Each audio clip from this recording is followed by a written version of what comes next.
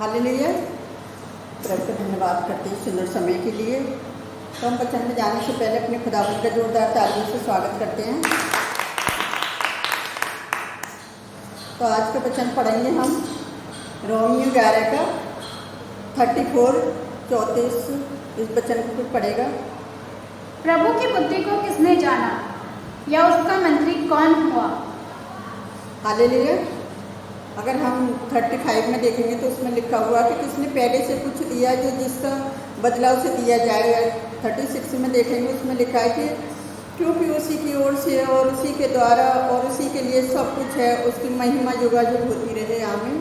से अगर हम उसमें 11 के 20 में देखेंगे तो उसमें लिखा ठीक वे तो अविश्वासी के कारण तोड़ी गई, परंतु तू विश्वास में बना रहता है, इसलिए अभिमानी ना हो परंतु भयमान।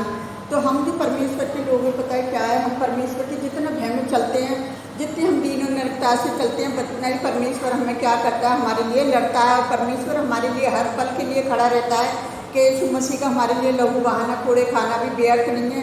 एक आशीष है, जैसे हम कुछ वचनों में देखेंगे, जैसा भी कि यीशु मसीह उद्धार करता कि मन को किसने जाना। और जैसे परमेश्वर का टॉपिक था परमेश्वर की स्तुति हो। अगर हम कुछ टिप्पणियों में देखेंगे तो उसमें लिख रहा है जैसे 40 में 40 के 13 और 14 में कि किसने यहोवा की आत्मा को मार्ग बताया, जो उसके मंत्री होकर उसके ज्ञान को सिखाया। अगर 14 में देखेंगे तो उसमें लिखा है कि उसने किससे संपत्ति ली और किसने उसे समझा कर न्याय का पद बता दिया और ज्ञान सिखाकर बुद्धि का मार्ग जता दिया। देखेंगे ग्रंथियों 2:16 में क्योंकि प्रभु का मन किसने जाना, क्योंकि उसे सिखाए, परंतु हम तो प्रभु का क्या है, खुद मन है, हम परमेश्वर का मन खुद हैं, क्योंकि परमेश्वर हमारे मनों को जांचने वाला प्रभु है। और देखेंगे जो हमने पहले 18 में परमेश्वर को किसी ने कभी नहीं देखा, इकलौता पुत्र जो पिता की गोद में है उसी ने उस पर प्रकट किया है। हालेलुया। जो परमेश्वर अपने पुत्र पर प्रकट होकर इस दुनिया में आया कि बहुत सारे लोग उसके द्वारा उद्धार पाए। परमेश्वर के मन के विचार को किसने जाना है, जैसा भी हमने 40 में पढ़ा था, जैसे हमें परमेश्वर के मन को केवल एक ही मनुष्य ने नहीं पूरी तरह जाना है, वह व्यक्ति है यीशु मसीह। परंतु हम भी यीशु की शिक्षा के द्वारा परमेश्वर के मन को जान सकते हैं। जैसा भी हमने पहला कृत्य 2:16 में देखा कि परमेश्वर के मन को अज्ञान, क्योंकि यीशु ने उसे हमसे परिचित कराया। देखेंगे अगर हमने पहले 18 में अभी पढ़ा था, क्योंकि परमेश्वर के मन को किसने जाना, कौन जान सकता है परमेश्वर के मन को, क्योंकि परमेश्वर खुद ही सबका मन है और परमेश्वर मनों में हृदयों में रहने वाला परमेश्वर जो है। जैसे अभी मैं एक आपको छोटी सी गवाही बताना चाहती हूँ। तो बहुत सारे लोग हैं अभी पता है क्या है, परमेश्वर पर विश्वास कर रहे हैं और ज़रा थोड़ा सा सताव आता है, पता क्या होते हैं, भटक जाते हैं। तो इन भटके हुए लोगों को पता है कि दुष्ट आत्माएँ इनको भटकाती हैं और इधर उधर इन्हें भटकाने के लिए इन्हें बीमारियों से पीड़ित कर देती है। और जब ये बीमारियों से पीड़ित होते हैं, इन्हें कोई मार्ग नहीं मिलता, तो पता है कि इधर उधर जाते हैं और वहाँ से क्या होता है, भटक के आ जाते हैं। फिर इन्हें सीधा मार्ग पता है क्या है, जो मार्ग और सत्य और जीवन यीशु मसीह है, वो पता है। जब उसके पास जाते हैं तो उसके पास अनेक प्रकार की बीमारियों की सामर्थ्य है। और जब वहाँ जाते हैं और चंगे होते हैं, तभी लोग पता है क्या कहते हैं कि इनका धर्म परिवर्तन करा दिया।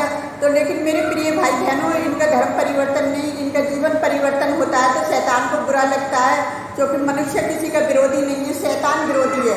क्योंकि यीशु मसीह का विरोध करने वाला शैतान है, क्योंकि यीशु मसीह ने मृत्यु पर जय पाई और वो इसलिए यीशु मसीह से चिढ़ता है, यीशु मसीह के लोगों से चिढ़ता है, लेकिन उस पर जय नहीं पा सकता, क्योंकि जय सिर्फ यीशु मसीह ने पाई है।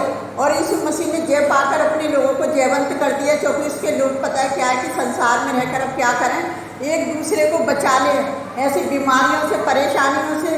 आज जाने कितने तरह के लोग विचार कर रहे हैं, जो पता है एक दूसरे की हत्या कर रहे हैं और एक दूसरे को अपने जाल में फंसाकर पता है उसे गलत रास्तों पर ले जा रहे हैं। तो मैं परमेश्वर यहोवा का धन्यवाद करती हूँ, जो हमारा परमेश्वर महान है, जो अपने बेटे बेटियों को बचाने के लिए उसने अपने बेटे बेटियों को भेजा है, जो प्रचार कर रहे हैं, जो प्रचार के द्वारा लोगों को बचा रहे हैं। क्योंकि वचन में लिखा है कि तुम सारी जाति के लोगों को शुभ समाचार सुनाओ। जब हम सारी जाति के लोगों को शुभ समाचार सुनाते हैं, तभी बैरी को पता है क्या होता है, वो क्रोधित होता है और पता है क्या है, लोगों के ऊपर हमले करवाता है। तो जो विश्वास में कमज़ोर हैं वही भटक जाते हैं, वो परमेश्वर के मन को नहीं जान पाते, लेकिन परमेश्वर उनके मनों को जानता है।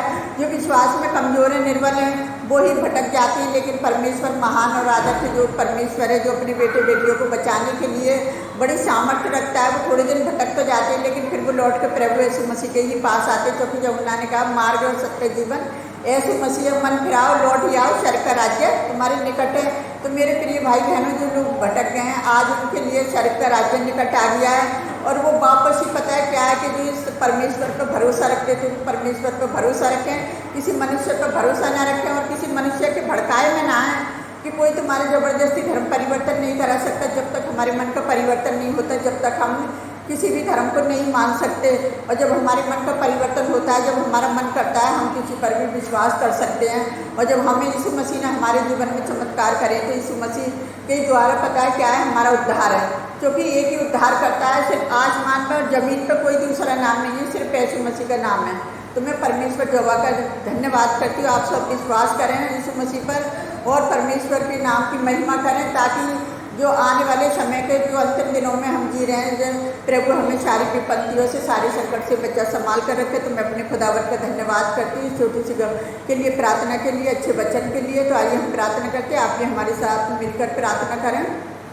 हालेलुया, धन्यवाद करते हैं सुंदर समय के लिए, सुंदर दिन के लिए। खुदावन सचमुच यीशु के मन को किसने जाना परमेश्वर, तो हमारा मन है पवित्र आत्मा है जो हमारी आत्माओं में अंदर वास करता है। प्यारे पिता परमेश्वर, आज जितने लोगों के जीवनों में आप कार्य कर रहे हैं पिता, आप उन लोगों को अपना ज्ञान सिखाएं और अपनी सामर्थ्य दें पिता, कि वो दूसरे लोगों की आत्माओं को बचा सके। मेरे पिता परमेश्वर, सबका मन का परिवर्तन करने वाले सिर्फ आप है, मनुष्य से कुछ नहीं हो सकता, परमेश्वर से सब कुछ हो सकता है। मेरे राजाओं के राजा, प्रभुओं के प्रभु, आपकी स्तुति, आपकी तारीफ, आपकी प्रशंसा हो। प्यारे पिता परमेश्वर, आपने सारी मानव जाति के लिए यीशु मसीह को बलिदान करने के लिए भेजा पिता, तो भी उसने पुरुष पर अपने आप को मृत्यु पर जय प्राप्त की और तीसरे दिन मुर्दों में से जी उठा, ताकि सारी मानव जाति के लोग बचाए जा सके पिता। क्योंकि सारी सृष्टि के बचाने वाले पिता आप हैं खुदावन, आपने अपने लोगों को बचाया पिता, आगे भी बचाएं पिता। जितने ये जो चल रहे हैं प्यारे पिता परमेश्वर, वहाँ के लिए हम प्रार्थना करते हैं खुदावन, वहाँ आप शांति बनाए रखें इस्राएल में खुदावन।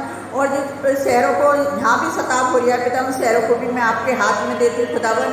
माँ, उन विरोधियों से बचाना जो शैतान अपना कार्य कर लिया पिता, तमाम शैतान की गंदी बुरी आत्माओं को मैं सुनासरी के नाम से नष्ट करती पिता।